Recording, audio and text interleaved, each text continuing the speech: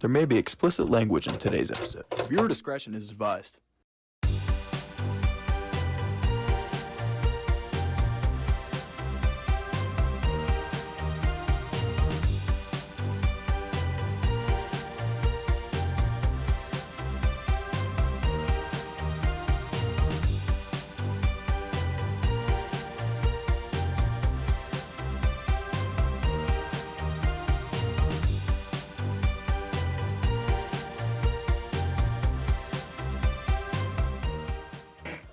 Welcome back to Tailgate Talks, episode 108. This episode is sponsored by DeFrischer Recycling and Junk Removal. More on them later. How are we doing, guys? What's the haps nowadays, boys? Come on. Doing great. Doing great, yeah, brother. Yeah, Dom's actually back. But so I know what everybody said, or everybody's thinking, or if you watch the show regularly, they're gonna ask Mike. I thought co-hosts do the intro for the ad, or just do the ad reads, like co-hosts do the ad reads and stuff. Yeah, they do. Because we finally gave Bryce the co-host name. We were like, it was like, and Dom can agree, we were just like, you know what, let's just give Bryce the name at this point. Since he's on every week anyway. Very good point. Yeah, and of course, when Dom gets on, you're only going to see a picture of him because he's currently traveling for his internship. Right now, we're looking at Dom's shorts. And of course, EJ's back. And first time guest, he is 6'4". 6'6". Oh, come on. No. Okay, we don't have to argue about it now. But yes, big Dev Swayze from good old 880 Wrestling. Yeah, what's up? On here. So anybody watching from 880 will agree.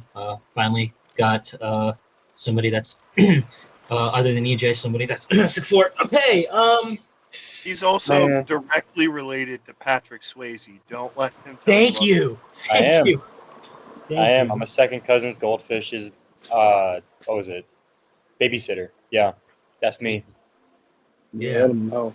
Let him know. I was just about to say. I think I was waiting for somebody to finally say that. Yeah. That's me. Yeah, I was thinking, like, literally going in, literally before the show, I was like, all right, which one of these guys is gonna say something about Patrick Swayze? And then I was like, AJ. Roadhouse. Me and you are locked like that. Yeah. But anyway, this first thing, I mean, I don't want to spend too much time on it because I don't want to stoop to the level of some of these morons. But Hello. Good. But yeah, Dom forgot he was live. Dom's at a gas station right now. Don't get hacked, Dom. But yeah, so I finally posted YouTube reels about what we said about Drew Aller, and me and Alex got belittled for it, attacked for it. And you want to know what I say to that? Thank you. Because you just proved our point from last week. We said, Bryce, correct me if I'm wrong. Didn't we say last week that James Franklin can't take criticism when it's brought to him? And that's the culture he's bringing out. Yeah, I believe that's what was said.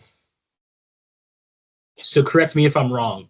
These TikTok comments exactly points or proves our point. Yeah, right again. Yeah, it does. Literally every single person in on this show today, I have literally complained about every comment to. I believe the first one was to our chat, then I went to Dev, then I went to EJ, and then called Dom earlier. But yeah, no, literally the comments stem from you know what? I don't even care. I'll just get them out right now. A couple of them said this is bad. They're a running team. You can use yards per attempt because that's a metric that actually makes sense. Terrible take. Worst receivers in the Big Ten and the best running backs. I wasn't going to comment on this at all. Yes, EJ? Nothing. I just resent the best running backs in the Big Ten. But we'll continue. They're good running back. They're good. They are good. Yeah, they are good. They are They're good. They're a top 3 duo this year. Yeah. And they're probably not number 3. Yeah. Who? Singleton and what's his name? Yeah, we know. Yeah. I can't even remember his name. Yeah. But Yeah. the wide receivers contributed to the loss just as Drew Aller. Now mentioned the 2 1,000-yard running backs. He had no receivers. Excuse. Quite frankly. I wasn't going to comment on this. I was going to leave it alone. We were going to talk about Dev's boy, Bryce Young, to start off. Until I got on the phone with Dom for an hour today. You can only raise your hand, and that's the only way you can, do that, what Bryce just did. Okay. So, who was J.J. McCarthy's tight end during the 2023 season? Dom's hands. I'm gonna give it to Dom. Colston Loveland, baby. Correct. Now, Bryce, you know what? Dom, you got to put your hand down. Oh Yeah, my God. no cheating. You also know who JJ McCarthy had, who I can't stand. Hey, you didn't raise your hand. You're not supposed to talk. Hold on. Oh yeah, We're my in fault. class. My fault. Dang. Yeah, it was the classroom. No. You're in timeout. Go in the corner. But okay. Next question. Who was Drew Aller's tight end last year? Bryce. Some guy named Tyler Warren. I'm not gonna lie, Dev. I thought once he said some guy, I immediately thought of Joe. Me too. Yeah. So, okay. So now, let me ask this question. Wide receiver wise, obviously one has more of a advantage because of one of the guys we can actually name, and a couple others, of course. But for the purposes of this, who was one of the wide receivers J.J. McCarthy had going into the 2023 season that we were talking about? EJ. Roman Wilson. Correct. So my point is, once again, J.J. McCarthy and Drew Aller are in similar situations. Now, I could be wrong. Going into the 2023 season, obviously Bryce or Dom, you can answer this. Like, what were people saying about Roman Wilson going in? Did he have hype? Did he just come out of nowhere? Like, what were people saying about Roman Wilson? Whoever wants to talk. Yes, Dom, you raised your hand. You know what? Bryce is laughing. No, man, there was a lot of conversations about that Michigan receiver core in years past, and like in years before, Roman Wilson, like he played a few good games for us, but there wasn't a lot of like hype around him, you know. Like he's not like your Marvin Harrison or Emeka Egbuka, just a guy, just a wide receiver that's expected to, you know, go high in the draft, make a run at the Heisman Trophy. Like it was pretty much just like what you see is what you get, and I really think that just JJ working that system just single-handedly helped Roman's draft stock a ton. Kid's also he's just a great competitor, and I was a little worried about him, but after that 2023 season, I saw you just got to see that that kid's gonna that kid's earned everything that's come. He's earned everything that's come his way, and he's just an absolute great competitor. I do just want to preface and add on to what Dom said. And Roman, don't get me wrong, he was JJ's best receiver. He's not even top 20 on all-time Michigan wide receivers in history. So he wasn't that great. Like, I personally would put Nico Collins over him. I would obviously put Braylon Edwards over him. Mm-hmm. And Mario Manningham and so on and so forth. But Roman Wilson, I pulled the stats up real quick, so I'm saying the right stuff here. In his career, his 3-year career, he had 107 catches, 1,700 yards, and 20 touchdowns. Okay? Do you want to know who had more than him? Cornelius Johnson, who wasn't even the best wide receiver on the team. Mm-mm. All Cornelius Johnson had, which he played for another extra year, but still, an extra year got him, what's the numbers here? 300 more yards, 30 more catches, and 6 less touchdowns. In a huge game against Ohio State. Mm-hmm. That too. But he wasn't like Dom said, he wasn't spectacular. Like, he was great. No, Love the by kid. all He helped us a ton. Came up in big spots, but he was your average wide receiver. Yeah. Yeah, And we had every year Michigan had a decent wide receiver, and this year it was probably our worst decent wide receiver, is how I'd put it. Yeah. I can absolutely, I can 100% agree. Just like, I mean, like, dude, in the past, like, I don't know, 5-6 years, I think the best receiver to come out of Michigan is probably Nico Collins. And Yeah, it's just like, yeah, like Michigan hasn't had like one of those dudes. Like, they just don't like, they don't recruit wide receivers as heavily as they do. Like linebackers and DBs. They're like, Michigan's always heavy on recruiting DBs, but like the wide receivers, man, like they haven't had a dude to go to the league, like leave Michigan, go to the league, and he's just tearing up the league. Nico Collins is having a good career in Houston, but you get the gist of what I'm saying, though. Yeah, no, for sure. But the point that I was trying to make, or the point Dom was making earlier, and it kind of adds into what I've been saying this entire time. The amount of things that people say about Drew Aller. If he's that good, he should be able to make the receivers around him better. Not having a receiving core when you made it to the semifinals is not an excuse. You made it to the semifinals. Now, if they were losing regular season games because of the receivers, did not make the playoffs, then you can blame the receivers. But you made it to the semifinals, and you were this close from making it to the national championship. So not having receivers is the worst excuse for Drew Aller that anybody can say right now. Yeah. That's I mean, the other side of that is it's not that they had horrible receivers. Mm-hmm. Were they great? No, but let's not forget they had a former 5-star wide receiver last year that went to Ohio State and wasn't cut out for Ohio State. Mm-hmm. I mean, the Harrison Wallace kid was arguably second behind Warren, and I remember going to one of their games against, it might have been 2 years ago, at Nebraska, when Drew Aller dropped one over the top to him. Dude was a flyer. Mm-hmm.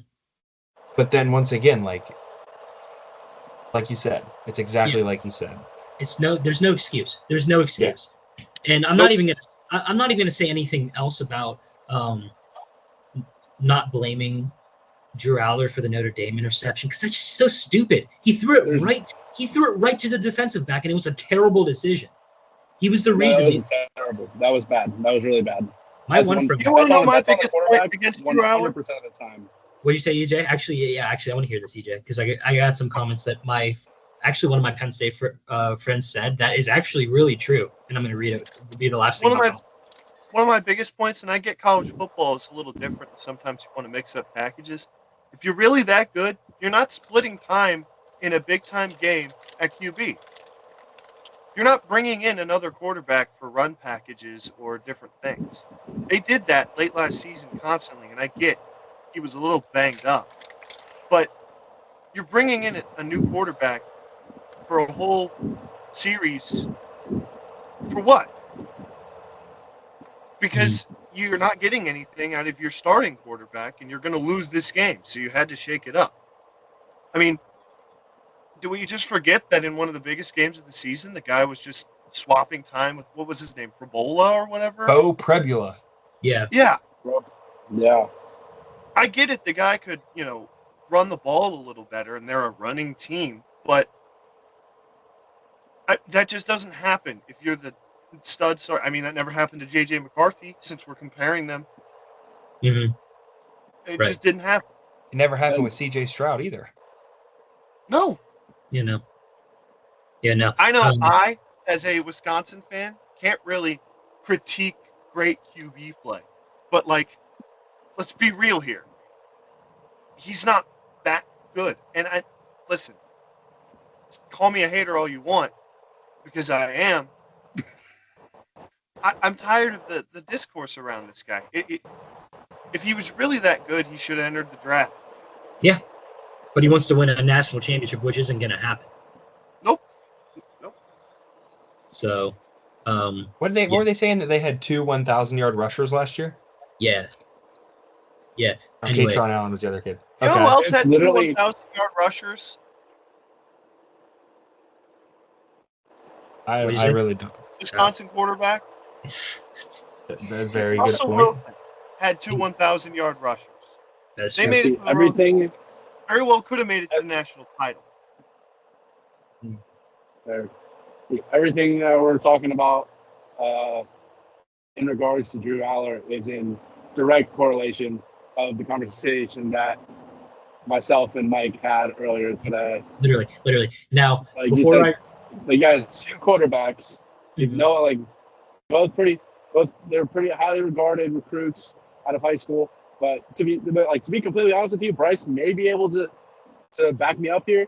But when JJ, I was excited about JJ going to Michigan, but I had no idea, what to expect out of him, because especially on his recruiting profile, he was listed as pro style quarterback. So that's one thing I was a little worried about, especially with the game changing. A lot of quarterbacks can run now, but with JJ and Drew Aller, you got two guys coming in very similar situations. Really good backfield, really good tight end, very mediocre receiving core, and a good defense. And JJ went 15-0, won a national championship, beat Ohio State 3 times. Yeah. Get But some. but before I read these comments, Dev, we're kind of leaving you out of this conversation. You got any comments on Drew? I know, obviously, you told us what college team that you pay attention to before. I also follow Kansas football, and I do know that Penn State has Andy Kotelnicki, the former offensive coordinator of Kansas. And a lot of his scheme was just getting guys open down the field for receivers, because Kansas historically doesn't have the greatest skill position players other than Devin Neal, who just got drafted this past year. They're rocking with Luke Grimm, Lawrence Arnold, and Mason Fairchild. And somehow Andy Kotelnicki was able to get those guys into a top 25 spot in a bowl game win for the first time in 20 years. He immediately goes to Penn State, and Penn State has a really good year. They don't win the championship, obviously, because Drew Aller is not a elite quarterback. He's a system quarterback, and that's what was proven in this past year. And I think a lot of that, their offensive success is due to Andy Kotelnicki. Sorry, I think he was a very, very underappreciated, and he's going to continue to do well no matter where he goes. That was perfect. The only other thing I want to add about Penn State, them saying that they're a running team, which, okay, that's fine. And I understand you have 2 backs that are fighting for carries. But when there is 1, 2, 3, 4, 5, 6, 7, 8, 9, 10, 11 games where you don't have one person rushing over 100 yards, 8 games where you don't have somebody rushing over 80 yards, are you really a running team? I did not know that. I can show you right here. So Yeah. Kent State Singleton had 81 blowout. That's fair. I'll give him that. But UCLA, Katron Allen only had 78. USC, Allen only had 56, who was the high rusher in both of those games. Wisconsin, he only had 86. Against Ohio State, Warren, their tight end, had 47. Then against Purdue, Warren again had 63. Then Singleton had 63. Then Singleton had 87. And then against SMU, Singleton had 90. And in the championship game, or in the semifinals against Notre Dame, 87. If you're really a running team, Yeah. why is there so many games where one person's under 100 yards? I get you're splitting, but if you go back through and look at the run Michigan had, the run with Ohio State, a lot of these teams that are running teams, there's not 11 games where not one person's over 100 yards. I can tell you that right now. But did you look at the per attempt numbers, Bryce? Those are the ones that matter. I hate. Listen, not all the fans are bad. I've had some good conversations, including the one I had with one of my Penn State friends today. And he I showed him the comments and he was so confused and saying these don't make any sense at all. So this is what he said. He said, everyone says they're a running team, but if you're a running team, then your wide receivers should be easy targets for quick intermediate passes over the middle. And if you're a good quarterback who doesn't choke the season away, you hit those passes, they're a running team. Okay, so why does national sports media talk about why Drew Aller is one of the best quarterbacks in the country? Then, as for the Notre Dame game, he said, Drew threw the ball directly to the defensive back. Watch it back. He did. If an inward breaking route is picked off, it's always almost on the quarterback's fault every time. Look at the play. Look what happened. Yep. It was Drew's fault. EJ, I'm not even going to look at the USC game because they were playing from behind for the number of attempts. We'll go against UCLA, who they barely beat, 2-score game. Mm-hmm. Rushing for Penn State. Allen carried the ball 21 times and only averaged 3 yards a carry for 78 yards. Singleton didn't even touch the ball. So he was the workhorse back and only averaged 3 yards a carry against UCLA, who, if I remember correctly, last year, if not at the bottom of the Big Ten, bottom 4. Just saying. Run teams usually, handle those teams on the ground, not in the air. But continue, please. Bryce, I definitely see where you're coming from, but I would look at those same stats against true Big Ten teams, because to be completely honest with you, I don't think USC and UCLA are ready for the Big Ten yet. You want it against Big Ten teams? We'll do it against Illinois. It's a different type of football out Midwest, dog. Anyway, it really is. Anyway. It just means more. We gotta move on. Bottom line is that I hope Drew Aller has a healthy season. I hope he plays his entire last season at Penn State. Hope that goes well for him. My take is not changing on how they're going to do this season. My take is not changing on how he did last season. But I hope he stays healthy. And as for the fans, they can go, themselves. Anyway, actually, Dom, really one more thing. When we look at true Big Ten teams, their yards actually get progressively worse. So we'll leave that there. I'm an animal. But also, Mike, one thing really quick before we move on. Can I give the boys my early predictions for Penn State football this year? Oh my God, he blew my mind with what he said earlier. You guys, I'll go back through it too. Yeah, I'll go back through it too. Yeah, do it quick. Yeah, do it real quick.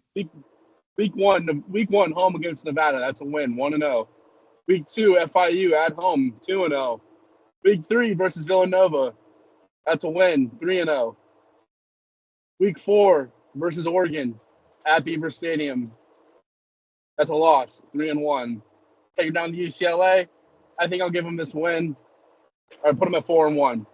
Beat Northwestern 5-1. Beat Iowa 6-1. Lose to Ohio State 6-2. Lose to Indiana 6-3.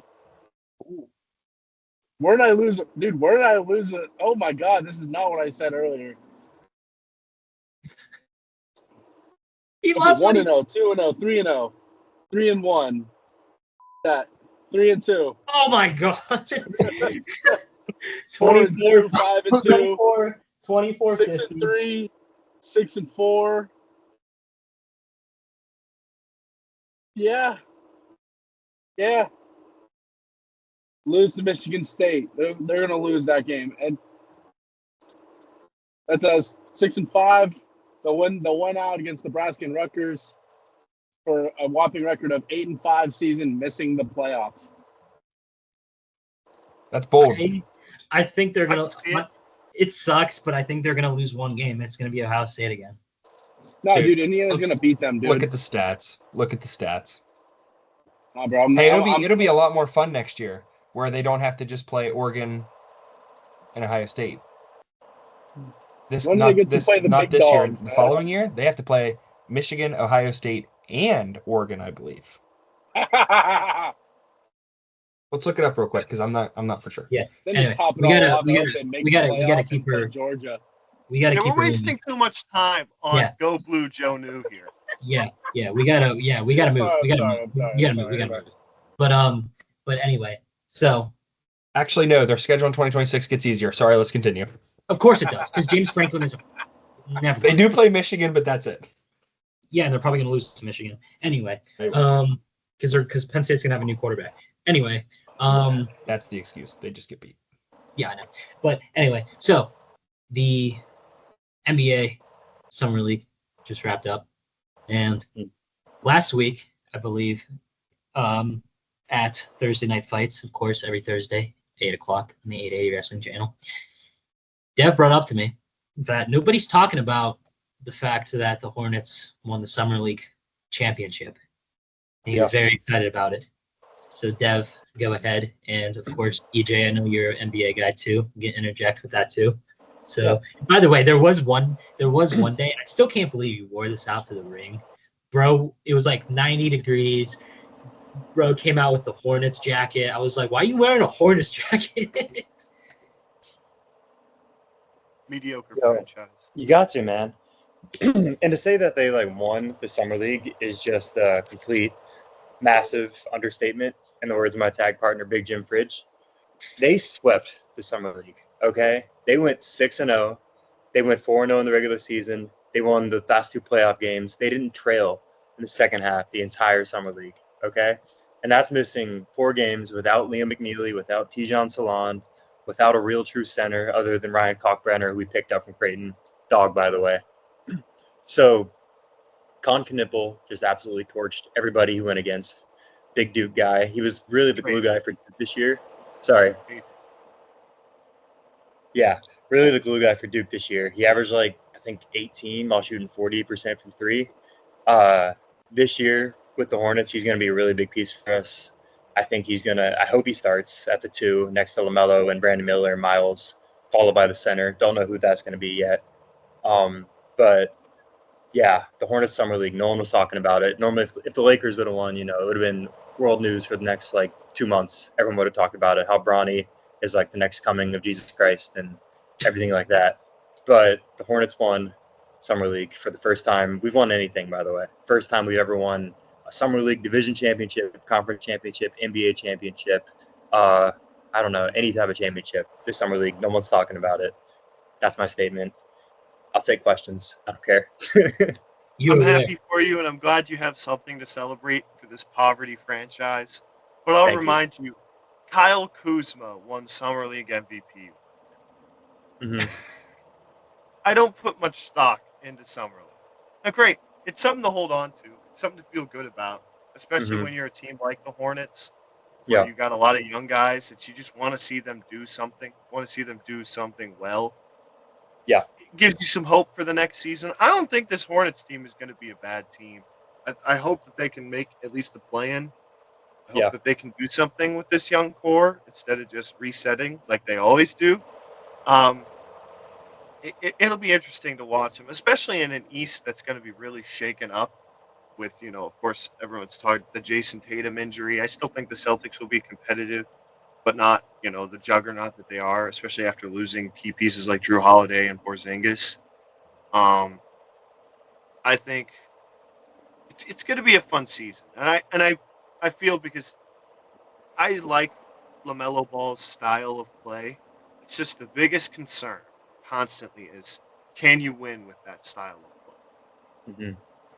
Because it's either he's been hurt, he's been hurt, or he's putting up like 26 a night on 8 assists, but they still lose by 15. So it'll be interesting to see. But yeah, congrats on the summer league win, man. Thank you. It definitely will be I interesting. don't lie, Rasheed Wallace.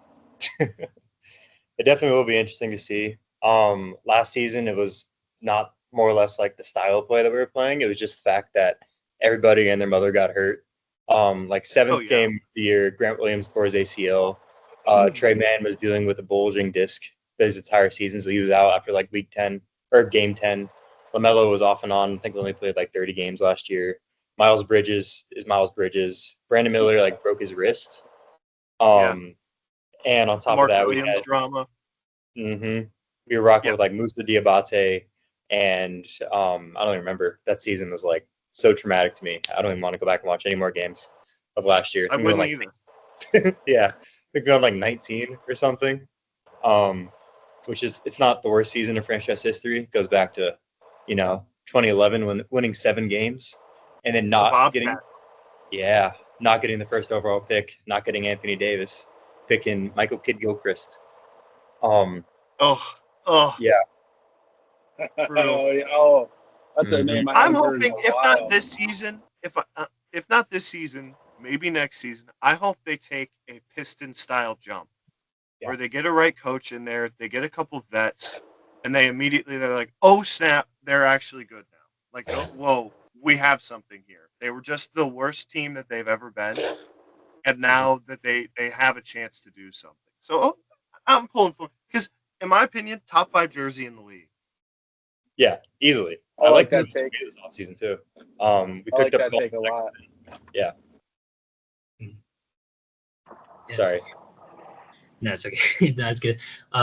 But it doesn't matter because the Hawks are gonna win it all. Anyway. Okay. There we go. Hey, I'm liking that kind of talk. Okay, actually though, the Hawks moves actually weren't that, like, they made some good offseason. They're a very good team. Yeah. They have got pieces. It will be Yeah, fun I know, to watch. exactly.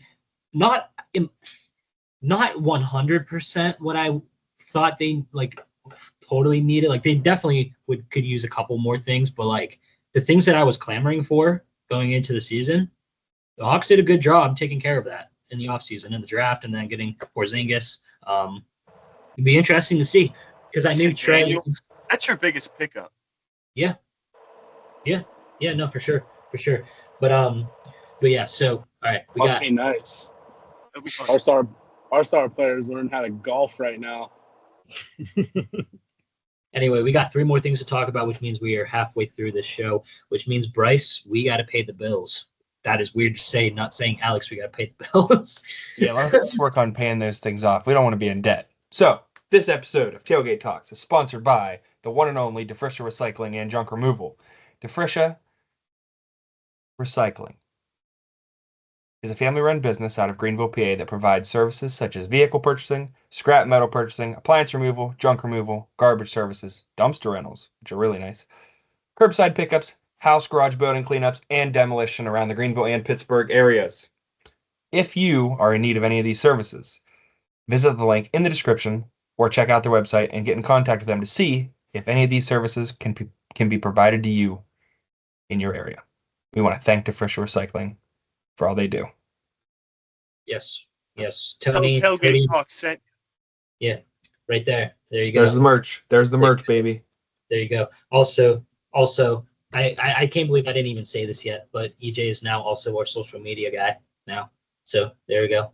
How do I clap my hands all on you here? Penn State fans, anyone else who has a problem with stuff that we post, you're answering to me now. None of these fools. Me. You're right. Yeah, and if you don't like that, we'll send Big Dev Swayze over. You'll get Big Jim Fridge, and then and then somehow Chug will come into the conversation. Get the whole DOJ on your ass, man. Our social media is going to be like cinema with EJ answering to all that now. Yeah. Me and EJ responding to hate comments. I can't wait. Oh my God! Just wait till NHL starts up again, dude. I'm getting right back on the train. Oh man, it's gonna be a slaughterhouse. Everybody loves Leon Draisaitl. Yeah, Please don't do this. You don't have time. Yeah, we don't have time. We don't. We do not. Best NHL player, my ass. Hey, Okay. one of my okay. bold predictions for this year is I'm going to get into hockey more. Yes, let's go. Good. You should. Anyway, Go Red so Wings. next, it's actually good that Dev, you're here and Bryce Young is your guy, because actually is a good question to ask going into this season, because obviously Bryce Young going into his third year. So the question is, and anybody can chime in, and Dev, but I want Dev to go first, is what are the expectations for Bryce Young in his third year with the Carolina Panthers? Yeah. So the rumor mill going around is that Bryce Young needs to take a big jump this year. And I also stand by that saying, or that thing, that he needs to take a big jump. Last year, started the season really poorly. A lot of that, I think, was just because of a new system. Not that used to his receivers yet. He had Deontay Johnson in the locker room. I think all those things kind of compounded together. Which is huge, by the way. Trust me. Yeah. Made the first 2 weeks kind of just like suboptimal. And then even getting drafted to that organization, they had the idea that like he was so good at Bama that he didn't really need elite receivers. So they paired him up with Adam Thielen, Jonathan Mingo, Terrace Marshall Jr., DJ Chark, Hayden Hurst, like all these guys that weren't elite guys. LaVisca Chenault. Yes, that is a poll. Yes, LaVisca Chenault. It's not the case this year. Past 2 years, they spent first-round picks on Xavier Legette, Tet McMillan most recently. I love that pick, by the way. I do too. Love it. I was a little iffy. I wanted Jalen Walker just because defense was statistically the worst in NFL history. But I'll take Tet too. On top of that, we added such a dog, bro. We added Thielen back. We added Hunter Renfrow, who first 4 weeks of training camp, he's looked just like he did 2021 when he had that 1,000-yard receiving season. Been getting open, giving a target to Bryce. On top of that, we got the most underrated receiver, I think, in the NFL, Jalen Coker. Undrafted guy out of Holy Cross last season, had 500 yards, 2 touchdowns. And most of that, I think I was only playing like 10 games last year. So I think add those receivers, keep the O-line what it was, because O-line, I think it was like top 15 O-line last year statistically. I think Bryce is due to make a big jump. Not saying record will be all that much better. I'm expecting 7, 8 wins. 8 wins, higher echelon, maybe 6 to 7, like lower 6, 7, lower echelon. But I think 7 and 10 is really doable this year. Hey, 8 wins can make you a playoff team in that division. So definitely. Yes. Yeah, dude. 8 wins could win you. 8 wins to get you in the playoffs, man. Especially with the NFC South, yeah. So a weak division. It's basically just the Bucks, maybe the Falcons if Penix decides to be good.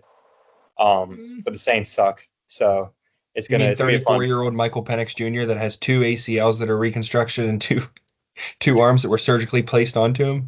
Exactly. Yeah.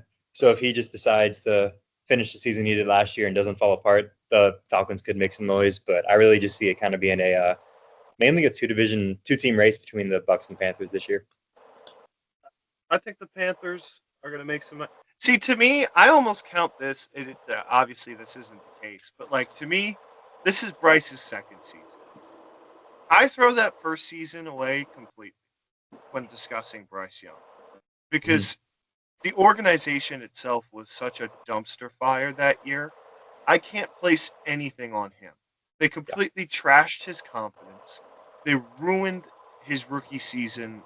I mean, they made it about as an unpleasant experience for him that first year as it possibly could. So you finally get him in for his second season, and you can see the joy of playing football back on his face. They win a game earlier in the season than you expected. You're like, oh my goodness. Maybe Bryce Young isn't the biggest bust we've ever seen. I think he's going to take that. I think it'll be fun. I think it'll be a good watch. I think you're going to see some good football out of Bryce. I really do. I think it'll be the Panthers are a sneaky wild card team to look at. Sneaky wild card team to bad division winner.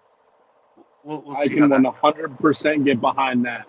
I'm so excited to see how Bryce Young takes that step, because how could anyone hate, what's there to hate about that guy? Maybe they played for Bama, but Bama's inferior now, man. It's over. That legacy's over. But dude, I'm just like, he's such a nice dude, such a cool dude, and he finally has an opportunity to make some noise in that division. So I'm pumped. I'm pumped for those guys, man. Me too. And I can happily root for them, knowing that whatever they do does not affect the Steelers' chances at winning the Super Bowl. That's another plus. Yeah. But I think the most exciting thing for the Panthers this year, Chuba Hubbard's been great for them, but they did go get Dowdle, which I was a little confused on, because then they also drafted Trevor Etienne. Yeah. I am excited to see what they do with that backfield, because I think arguably Trevor Etienne is a better running back than Rico Dowdle. I think it's strictly they're kind of banking on somebody get hurt. Because Chuba was getting a little beat up, and they might not have the big. I don't know. I really like the Chuba missile crisis. I think he's awesome. Rico Dowdle is not that good. He just isn't. That's what I mean. Could you imagine a 1-2 punch with Hubbard and Etienne? I think Trevor Etienne could be better than Travis Etienne. Ooh, I agree. Which is a little bold. Travis Etienne is no longer the best running back on his team. So. Oh, very true. Tank Bigsby takes that. Yeah. It does. But I'm excited for that. I'm excited to see how the competition. I'm excited to see the competition in that backfield, though. I think the competition between all three of those guys is going to be insanely competitive and just super tight at all times. And maybe, I don't know, Rico Dowdle had he had a few good games. He's had a few good games in the past. Maybe just being the two right behind Chuba Hubbard, and then drafting Trevor Etienne. Maybe I think that backfield, the competition in that backfield, man, and there's gonna be fire lit under asses. Absolutely. And yeah, it's gonna take a lot of pressure off Bryce. It will. And you're kind of right. More weapons, you can incorporate the run game a little bit more. Open up the opportunity for big plays for your receivers. Oh yeah, I love it. Mm-hmm. EJ, you're kind of right. Last year, last 2 games, Chuba was out with injury just because he was kind of carrying the rock a lot. We had Miles Sanders as the backup. He wasn't really doing all that much. I think he was more of a Philly O-line merchant the first couple of years of his career when he went to that Pro Bowl. Signed with a big contract, didn't work out, and now he's with Dallas. Wish him best of luck, although he kind of sucked for us. But now that we got Rico Dowdle, he wasn't really a true Pro Bowler, but he had 1,000 yards last year. He was a guy that gets you 3 to 4 carry, and I think any team would take that, obviously. Pair that with Trevor Etienne, who's more of a Swiss Army knife kind of guy. Get good returns from him. Maybe put him in the backfield, use him in the passing game. Very fast. I like to see where this backfield's going. I think it's going to do wonders, especially with the Panthers O-line being as run dominant as they are. That'll open up the passing game, give Bryce some options, and in turn, I think it'll help us have a really much better offense this year as opposed to the last few years. No, I'm excited for Bryce, man. Because at the start of his career in Carolina, it was almost he didn't have a true shot to reach his full potential. Similar to Justin Fields' situation in Chicago. I mean, he just didn't. I don't know if you guys remember that, but Justin Fields in Chicago, he dropped back. He was getting hit in 2 seconds. He had no time to get the ball out, and a lot of the fans blamed it on him. But then he started running the ball a little bit more, and he started to look better. And I think Justin Fields is building a better career now in the NFL. Had a few good games for the Steelers, but it's very similar to the situation that Bryce Young was in.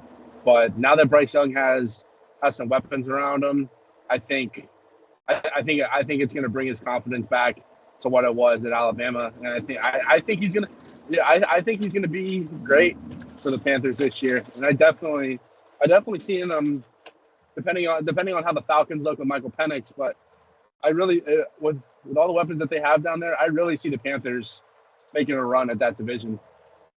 Yeah, no, for sure. But So moving on, actually at the end, Dev, it would be pretty stupid of me to not bring up anything wrestling related at the end, so I will do that. So now because it is training camp now. So far, obviously, me, Bryce, and Dom can vouch for what's been going on with the Steelers. What we said. I actually have a comment that has something to do with the Browns, and you know where I'm going with this, and I'll get to I'd that. like to talk about the Vikings too, if I could, because I know EJ would love that. Yeah. Yeah. And of course, Great. and then of course, Love and then of that. course, Huh? and then of course, Dev, if there's anything with the Panthers camp that you've seen you want to talk about, go ahead. But I want to start off with some. I want to start off with this. So, I believe it was Saturday's practice, and it got announced yesterday, or I think Kenny Pickett is out with a hamstring injury, and he's expected to be day to day, probably missing the first preseason game. And people were celebrating the fact that he was hurt. This guy cannot catch a freaking break. He can't. Newsflash for all of you. If you pay attention, he has been done really well at camp. Really well. Also, I just want to say this now because I am not a Browns fan. I am rooting. I am just rooting for anything Browns related. I'm just rooting for Kenny. I could care less whatever anybody else does. I'm just rooting for Kenny. But if you are a Steelers fan celebrating the fact Kenny's hurt, he's been gone for 2 years. Why is he still in your head? Let it go. Just let it go. But even then, it's like for what? He never did anything. Dude, like it's not like he did. It's not like he did anything wrong. Yeah, Pittsburgh. The organization wronged him, dude, just by bringing in Justin Fields and Russell Wilson. The organization did him so bad. Scratch that. Just Russell Wilson. Because newsflash for everybody: if Kenny did not request his trade, the Steelers would have never went and got Justin Fields. Hate to break it to you, but it's true. Oh yeah, actually, yeah, that makes a lot more sense. Yeah.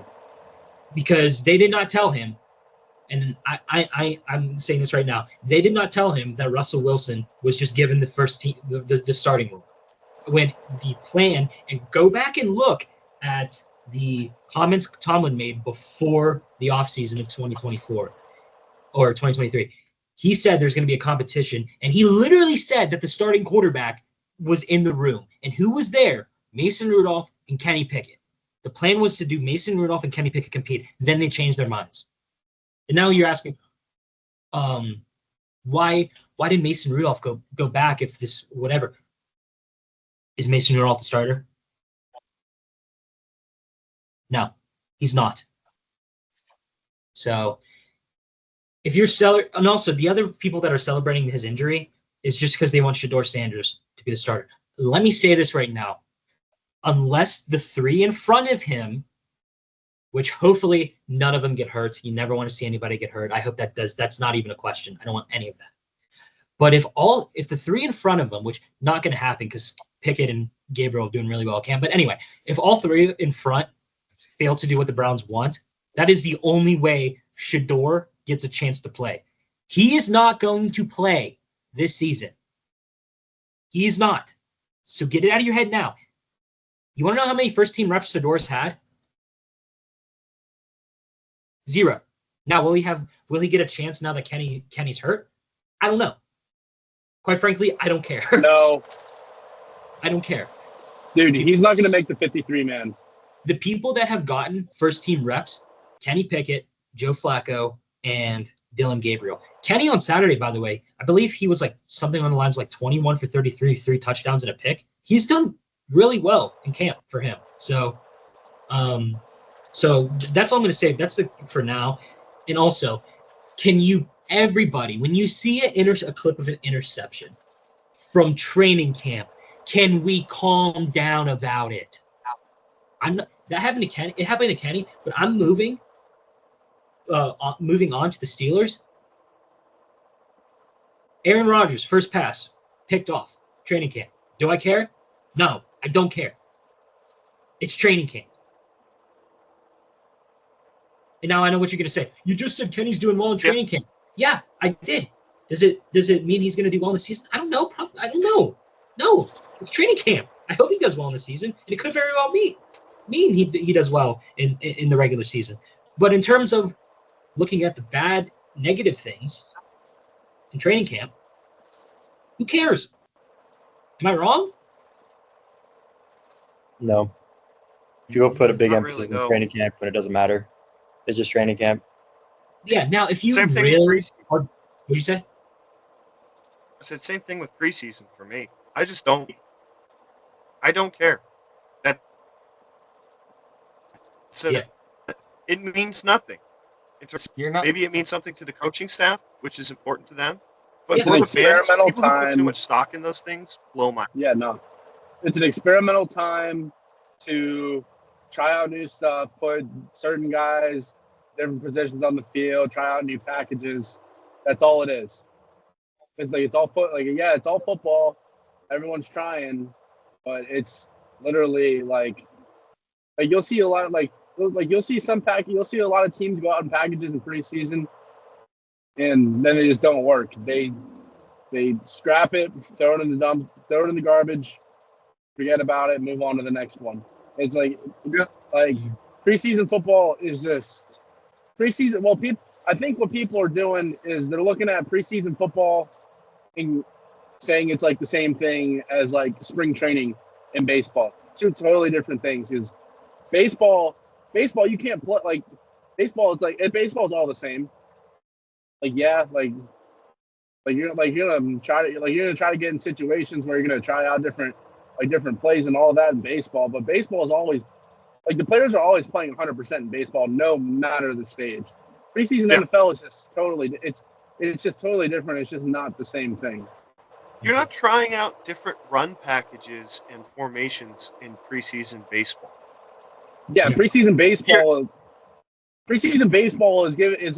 it's really just seeing what your young guys are doing. Yeah. I think basically what we're all trying to say here is you're not gonna win your position in training camp, and there's a better chance you're gonna lose your position in training camp than you're gonna get it in training camp. Yes. Pretty much. Yeah. Pretty much. Definitely. Also, all these dudes out here that are wanting Shador to play, dude, you are so stupid. Because he sucks, dude. There's a reason why that Shador Sanders draft party lasted 3 days. Yeah, and here's the thing. Here's the thing. Like, don't get me wrong. From clips I saw, cool, good, impressive. But I see, a dot from Shador Sanders. Oh, impressive play. And this isn't quite frankly, I actually like Shador, but I'm just stating the facts. Why? Don't get him started. I'm just stating the facts. I just muted Dom's mic. But no, listen. My point is, and listen, I want everybody, it's impossible for this to happen, but I want everybody to be happy in the NFL and do well the best they can. But I see the clips on Twitter, right, of impressive play, good plays made by Shador from what I've seen clip-wise. But then I look and I go, okay, what team rep was this? Or what team reps was he doing today? Second teams are third or last. Yeah. So anyway, we gotta move it forward because we still got to talk about Buccos and wrestling. So what I'm gonna do here is whoever wants to go first, because I know we already did talk about the Panthers, so you might actually not have anything else you want to say about training camp. But Dev, anything you've heard about from training camp from the Panthers, and then of course EJ, you know what I'm going with this with the Packers. Whatever you want to say. My Vikings time. What you said about. I forgot Bryce with the Vikings. That's my fault. I forgot. School, The baby, word- school. The word out of training camp so far is that Hunter Renfrow, I kind of mentioned this earlier when I was going on my little Bryce Young rant. Hunter Renfrow looks every bit as he did 3 to 4 years ago. Past few years, he's been battering ulcerative colitis, inflammation of the colon that's been causing him to get really sick, lose a lot of weight, lose a lot of that athleticism and route running that he was so known for coming out of Clemson.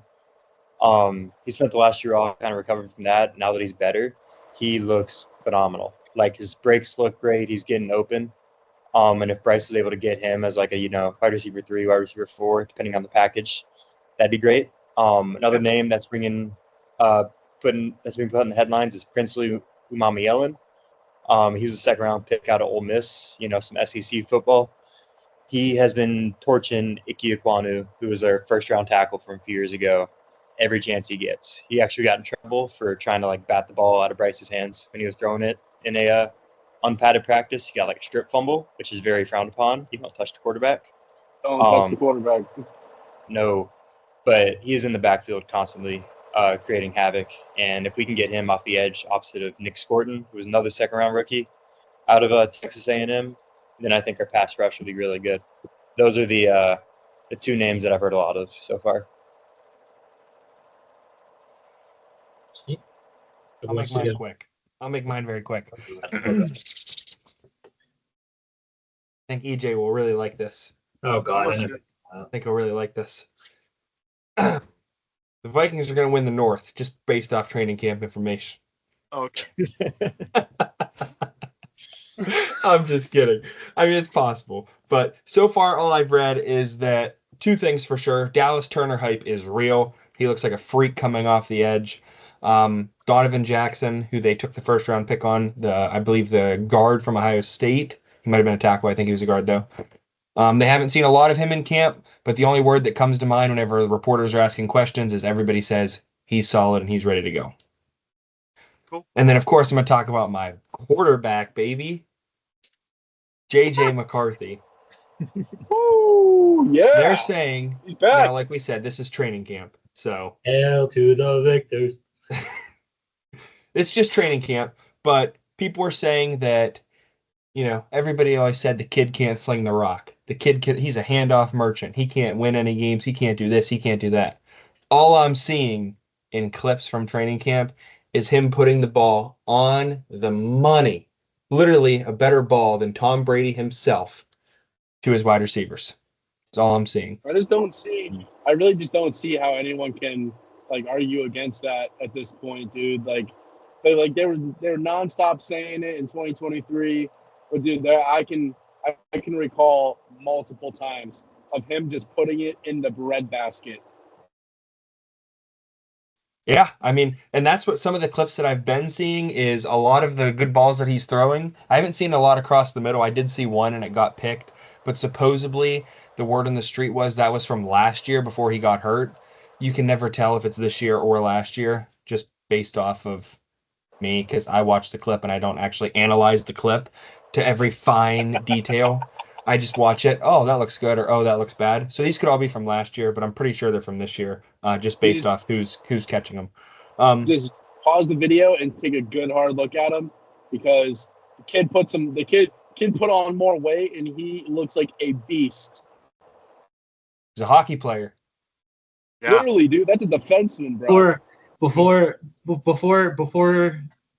EJ blows up, EJ. I can see him getting red. You got anything to say about the Packers training camp so far? I just want to say one more thing about the Vikings, then I'm done.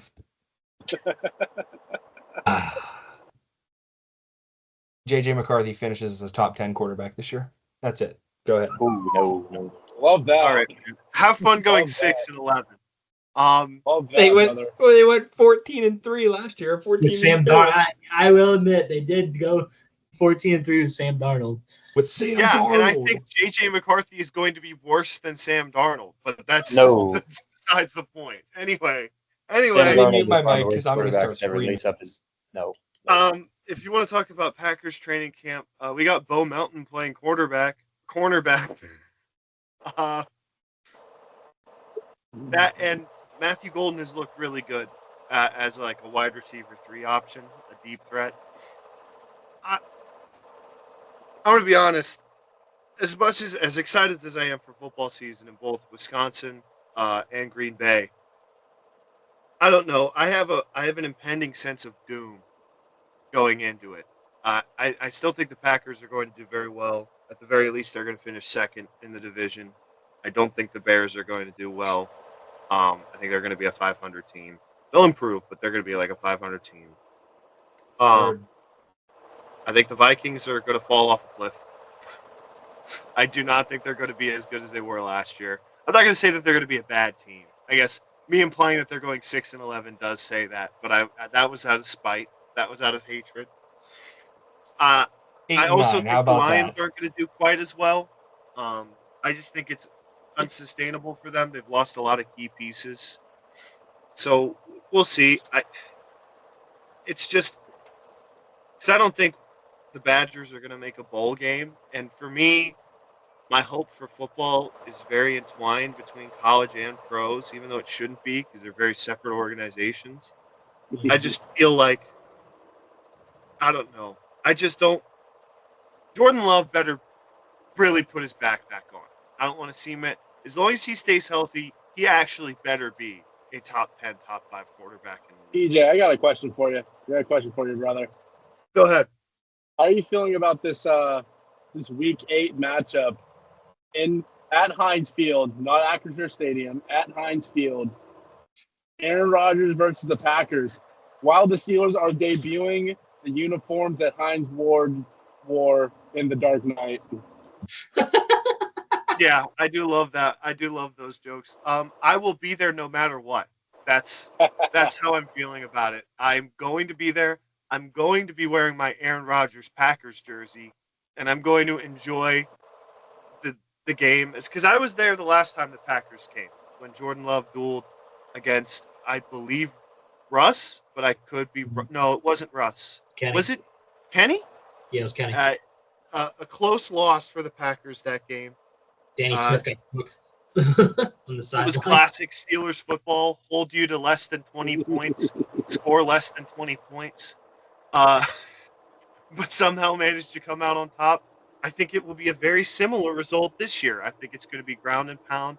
I think it's going to be a dirty game, and I'm very excited. This is the first time Aaron Rodgers has ever played against the Packers. Is this the first Steelers-Packers meeting since the Super Bowl? No, God, no. Dude, I just said I was literally at the game the last time they came to Pittsburgh. Oh yeah, that's my fault. I'm staring at highway right now. You're good. I'm very excited. I kind of hope, even as a Packers fan, that the Steelers win, because that means Aaron Rodgers has beat every team in the NFL, and that's just kind of fun. No, EJ, I may come join you down there, brother. I may believe come me, down. I've told everyone who listened to it, I'm hosting my own tailgate, and literally anyone who wants to show up, you'll get a burger or a dog, and we're gonna have a good time.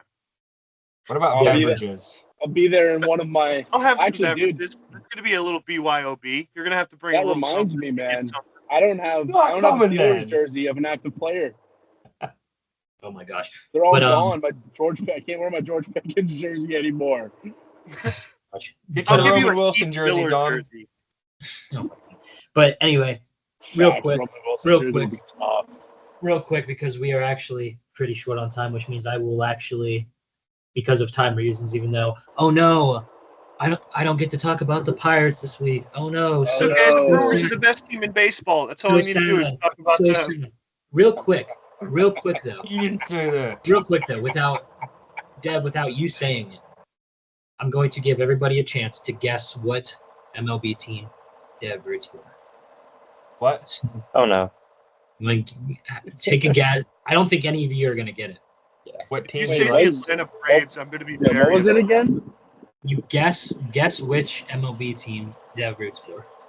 So, Dev, you're a Panthers fan? Mm-hmm. What about basketball? Hornets fan? Hornets fan. What about hockey? Oh no, I'm going to get this. Penguins fan. Okay. I live here now. If I'm asking you a question, it's obviously not the Pirates if I'm asking this question. It's the Twins. No. I'm feeling the Twins. It's the Nationals. No. Is it the Marlins? No. Damn. If you tell me the Dodgers, I'm leaving this call right now. You might leave the call anyway once you find out what team it is. Atlanta I don't really Braves. care as long as it's not the Dodgers, the Yankees, or the Mets. It's none of those three. It's Hey, let's go Mets, baby. Don't talk trash on the Mets. No. Screw the Mets. Screw the Mets. Last guess. EJ, last guess. Atlanta Braves. Not the Braves. All right, Dev, go ahead. I am a Chicago Cubs fan. Oh, Yeah, PCA, PCA, dude. PCA is a straight dog. Defense of the man. Mets for I can't PCA. say that anymore. He's got one of Hey. the best bats in the league now. But Yeah, Let me tell you, we're gonna give you Mitch Keller and a bag of No, donuts no, that no, Don no, bought no, at the no, gas no, station. no, For no, nothing. dude. no, I will no, take Mitch not Keller. Mitch, Love not Mitch Mitch, Keller. not Mitch. Because let me say, Dev and I made a bet on Thursday. Mhm. If Mitch Keller is traded to the Cubs, and EJ knows this, or doesn't know the bet, but knows like what I'm doing, I'm taking 5 chops, and he can pick 5 people. It can be all 5 from him, but I'm taking 5 chops at practice on a Tuesday. no, Yeah. no, If dude, he's one of them's traded. got to be me. I'll come down and do it. So yeah, really hoping Mitch Keller becomes a Chicago Cub, baby. And I hate to say it, but it's possible. Hey, Eugenio hey, Suarez is becoming a Milwaukee Brewer this weekend. Look Shut up. up. I like Christian Yelich, but I hate the Brewers. Burn, baby. I Hey, also hate the the Brewers are I was gonna guess fantastic. that. I was They're the actually- I was best gonna team in guess the baseball, Cardinals. and they're going to win the MLB. They're going to win the World Series with the power of friendship. I have to say it. All right, I just want to say one thing about the salary cap real quick, and you can clip this and put this on TikTok so people get mad at me. Just don't put this part in where I said I'm going to say it. Okay, so we talked about the salary floor a little bit last week, and apparently Manfred and Bryce Harper got in a screaming match, and Harper told him to get out of this clubhouse if he's going to talk about that. I just like to say I am on the opposite end of the spectrum. I don't think there should be a cap. I don't think there should be a floor. I think there should be a cap. Reason being, if there's a floor, people's prices are just going to go up. High market teams or big market teams are still going to pay. Low market teams are going to sit right at that cap spot, not going to sign anybody because the prices went up. If you go to a ceiling, like many other sports do, then that makes the prices come down, which then makes teams be able to afford certain players because Ohtani will retire a Dodger, a Met, or a Yankee because nobody else is going to be able to pay him the $900 million or $1 billion that he wants. Same with Juan Soto, same with Aaron Judge, same with all the big name guys on the team. So therefore, I think there should be a floor and not a ceiling, not a floor, because the floor does nothing. All right, continue. Sorry. The floor is really good for Jack Sawinski. Shut up. There is no floor for Don't Jack mention his name. Sawinski. Don't mention his name. I thought he was gonna get better when he came back up. What Shut happened? up, dude. What Shut up, happened? dude. I lost the What bet. happened? I lost What the happened? bet. I'm sorry.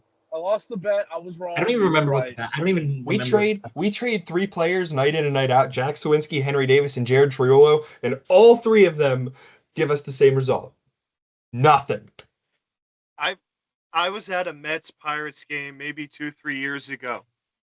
This is my only Jack Sawinski memory that I can really hold on to. I think it was a 1-2 count. My dad, noted Mets fan. I look at him and I go, Jack Sawinski's going to tie this game up right now. And he goes, what? And then next pitch, crack, over the right field wall, almost hit the river. And he looked at me, he goes, why the hell would you say that? Get away from me. Jack The only Sawinski good does thing Jack indeed. Sawinski has ever done for me is make me look like a prophet. Bro, Jack Sawinski had a phenomenal card. I think it was in MLB The Show 22. Oh, when he was Um, going crazy. Dude, when he came up, when he got called up and he just hit like homer after homer for no reason, bro, that card was just like phenomenal. And now he just, I don't know what happened. Jack Sawinski reminds does me of have a Pedro 10 out of Alvarez. 10 walk-up song. Great walk-up Does. song Jack Sawinski has. 10 out of 10. Anyway, I'm going to the game in September against the Athletics because I now self-proclaim to be an Athletics fan as well as a Pirates fan because I love Nick, Kurtz, and Jacob Wilson and The Lawrence big Butler. Amish. yeah, 4 home I runs love it. left. Actually, 2 cool nights ago. story. My uncle's mom lives in a nursing home in Lancaster, and you wouldn't believe it, but so Nick Kurtz grew up in Lancaster, PA. His grandmother is in the same nursing home, or not nursing home, it's like an assisted living type thing, in Lancaster, and my uncle's mother was telling me that she has eaten dinner with Evelyn Kurtz multiple times, and she's actually ate dinner with Nick Kurtz as well. Nice. There's a nice Exciting ones. feel-good story after the show we had. honestly, Ex- that's probably we're gonna leave. exciting We're gonna points. leave a decent. We're gonna leave with a good story on at least in baseball terms. with that. Even though trade deadline is coming up, I figured we revisit the trades and or trades that happen. There's no point of predicting what's going to happen because I don't know. The Pirates are not competing. I don't care. The teams that are good are going to buy, and the teams that are bad are going to sell. Let's leave it at that. There you Whoa. go. There you go. But okay, so for the final thing, like I said, it would be pretty stupid if I don't bring up anything wrestling. And there's actually a thing that I could bring up at least at this moment, and that is SummerSlam. Yes, SummerSlam. Biggest party of the summer. Yes. So obviously the thing that's been catching my eye, at least SummerSlam wise. First of all, worst match graphics I've seen of all time. Like, what are those? Yeah, they're pretty rough. It is rough. But all I'm gonna say is that after SummerSlam, everybody is going to agree that we need Jelly Roll in the G1. Yeah, I agree. Yeah, give me Jelly Roll versus Tetsuya Naito. Need it.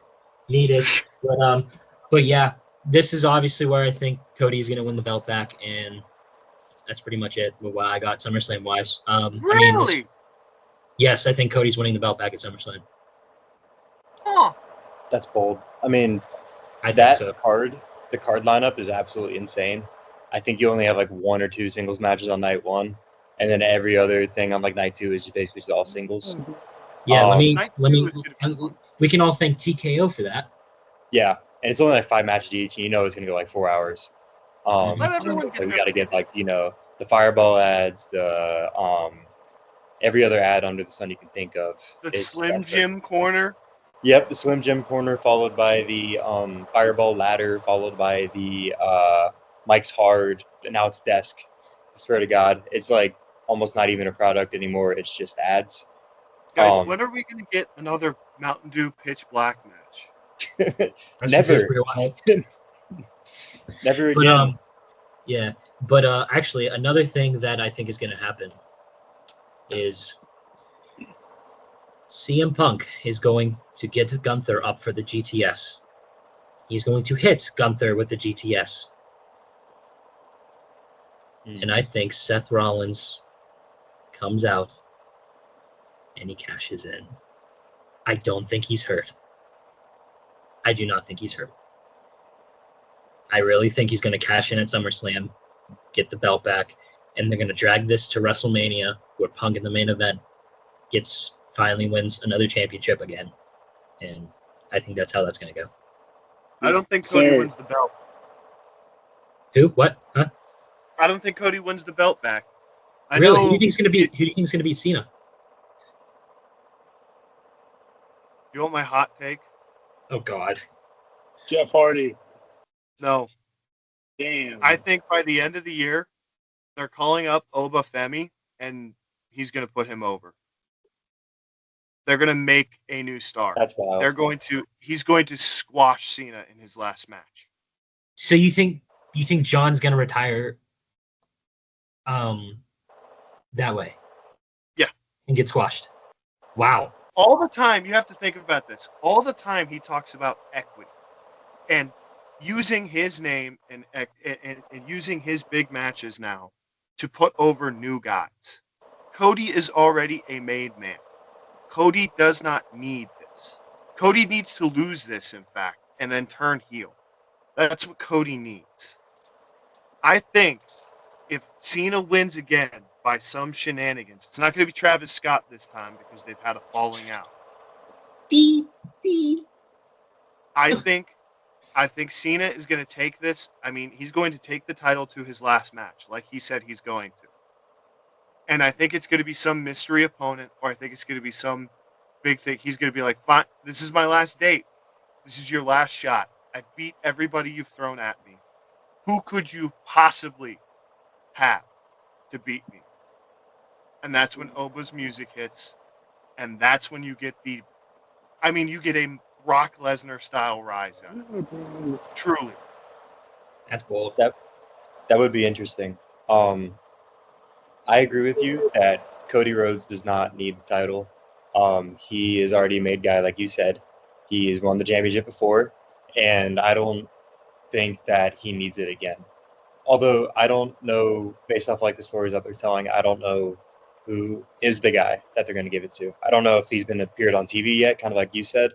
And if they are going to give it to a guy, they need to give it to a young guy for Cena to use on his way out. And if that were the case, I would think that they would use it on a guy like maybe like Braun Breaker, maybe even That's like the easy one for me, where it's like Yeah. Braun actually gets his push. But if they're going to do that, they need to establish that within the next like few weeks or so, because they can't just. I don't think it would be smart to just have Cena lose his last match as an open challenge to a guy. True. I think if they're going to build it up to that, they need to tell a story along the way. That's fair. But they haven't really done a great job with that lately. They've been doing like the whole Cody thing. They've been doing like the Travis Scott thing for a while, the Rock thing, and then the Rock disappeared because him and Triple H are weird now because they don't like each other's ideas. But I personally think, ideas. yeah, love Travis Scott. He's fantastic. He was the best option for that Mania run in. That didn't take away from it at all. Yeah, I personally think that it should be a young guy, and the only guy that I could see truly winning it right now would be Braun Breaker. An undercard might be Dom Mysterio though. If he keeps on like going this way, I know they haven't done anything with him because he's like a heel / face, that weird dynamic. But I think that would be interesting. I don't see it happening though. And here's the perfect way to do it is if he turns face and he starts liking his dad again, he can bring up the fact that the one time Rey Mysterio won the WWE title, John Cena big leagued him and then just won it off him that same night, and he could just do like a whole avenging his dad thing. That would be fun. That would be fun. Yeah. Yeah. See Dom winning it eventually. Maybe not off Cena, but I see him winning it the next few years. He's become like insane megastar. He's fantastic. Did you see the pops he got in AAA? Yeah. Dude. He's him. Yeah. Sorry, yeah. Carmelo Hayes. Yeah, but all right. Last thing, of course, we got to mention 880. Dev, is there anything about 880 you want to mention? Of course, anybody. If I had to, if somebody asked me right now, what match would you show recently from your matches, Dev, is your match with Sammy at the Beaver County show? Yeah, Beaver County Boom. Yeah. Honestly, that was recently the match I'm most proud of. It's the most fun I've had with a match, like singles match, in a very long time, just because like it was in front of a lot of people. I hate Sammy Suntimer with a passion, but he's a fun guy to have matches with, fun guy to beat up. No comment. No comment. Yeah. Mr. 6'4". Straight up hate Sammy Suntimer. Druggy, all the things. But we had a good match. Tag matches, any of our matches with the fourth line, I think are really good. They hit really hard, and they beat us. But that's what's fun about it. Trying to think of other matches we've had recently. We had a match with Runway I thought was really good. We had a match last month at the it was a July show, yeah, against Chaz and Beefcake, and I was actually really proud of that match. It was a ton of fun. But yeah, the DOJ, Department of Jocks, we're on top of 880 Wrestling right now. We're going to continue to be on top of 880 Wrestling, only going up. We're adding some more members. We had a pledge. He's hurt, but we're going to keep on adding. Having a lot of fun with it. I'm 6'6", not 6'4". No.